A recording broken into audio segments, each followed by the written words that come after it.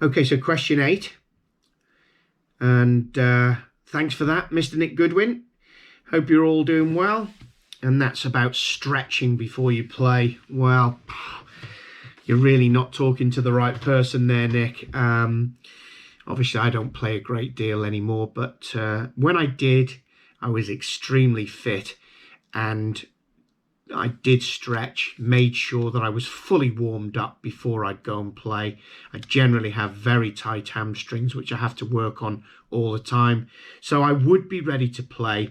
I wouldn't say that I went through any regular stretching exercises, but I think it's something which you've seen that modern day tour players are super fit, stretching all the time, and they benefit from that. Going to the driving range before you play, that's something which, you know, you really should be doing, and that's a great way to get warmed up. I've always been told to hit as many left-handed shots as I do right-handed shots, just to balance out the way that you're working your muscles in your back, etc, etc. But you can do some simple stretching on the driving range. You know, as I say, you're not really talking to the right person here, but I do tend to have one particular stretch where I would raise my arms above my head as tall as I could with a club in both hands, and get that club stretched, and then drop it down behind my back to get as much stretch there as possible. Club across my shoulders, rotating, and club in hand, trying to touch my toes with that club, which for me really isn't easy. But don't bounce up and down. This is not really very good for you at all. Just slow stretch down to the bottom. Go as far as you can. If it's causing you a bit of pain, just hold that position for as long as you can, and that'll really help your legs to get going. But if you have any stretches of your own, I know lots of you work with personal trainers, then talk to the personal trainer about those stretching, because I think they'll be in a lot better place to let you know about that than me. The final question for today's stint comes from Stephen Shaw. Thanks very much, Stephen. We've had some dialogue about your game, and I know that you are an excellent golfer who strikes the ball really well. But you raise a point about the tee shots that you hit, and the shots that you hit tend to fade from the tee. So I ask you the question, well, do they start left or do they start straight? And that's a very important part of finding out whether or not your shots are hit from out to in, creating the spin, or whether or not something else is actually creating the problem.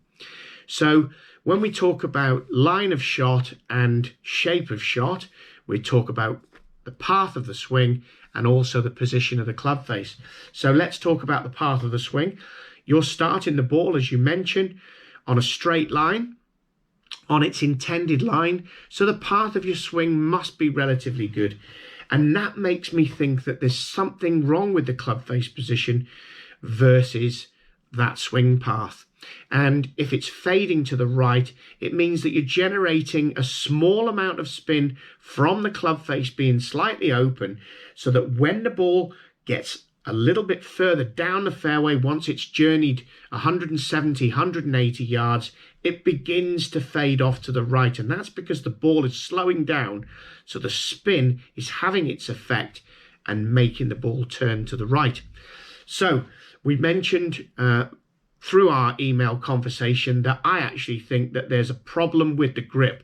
So it's best now for me to go through the grip with everybody so that you can have a look and see how we hold the club properly.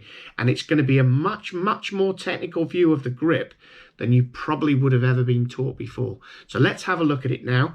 And I'll grab one of my clubs here and we'll have a look and see if we can show you.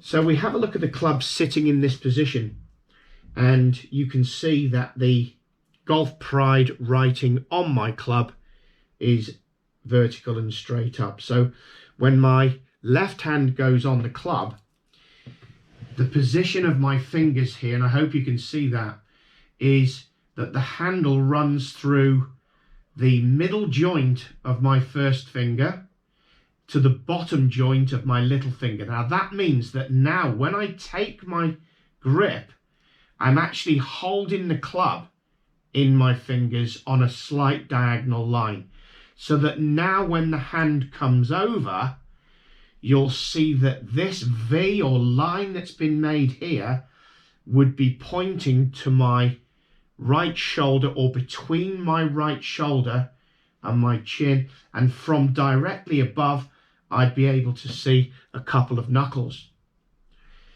As the right hand goes on now, you can see that I place my fingers yet again on the handle. They come to just touch. And as this one goes on, you can now see that the V's are in a parallel position. And those V's are pointing between my chin and my right shoulder. So that's really, really important.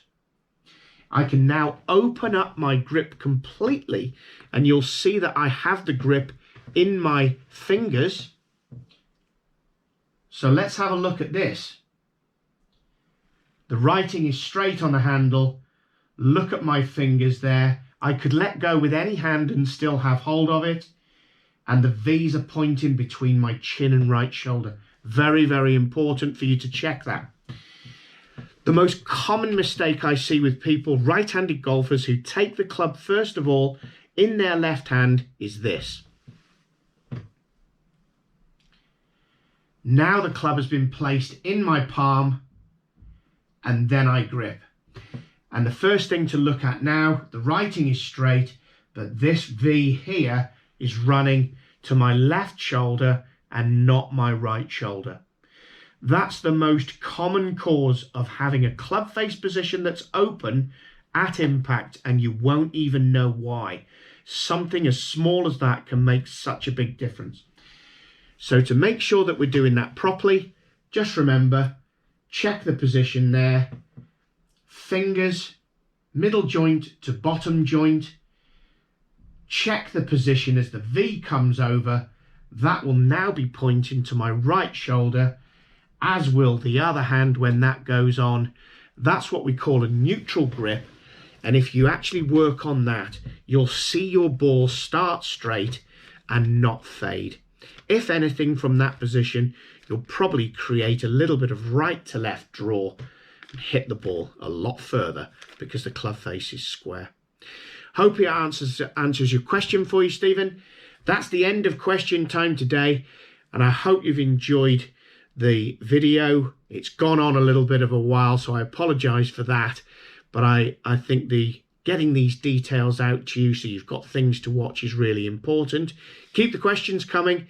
I'm loving answering them. I've got some technical stuff to do in the garden, so for those of you who's asked me about certain swing positions, bunker play, etc., I promise I'll get round to doing all of those things soon. It's just a question of when I can get up to the club to do that on certain days. So I will get those to you as soon as I can. Have a great day, everyone. Thanks for watching.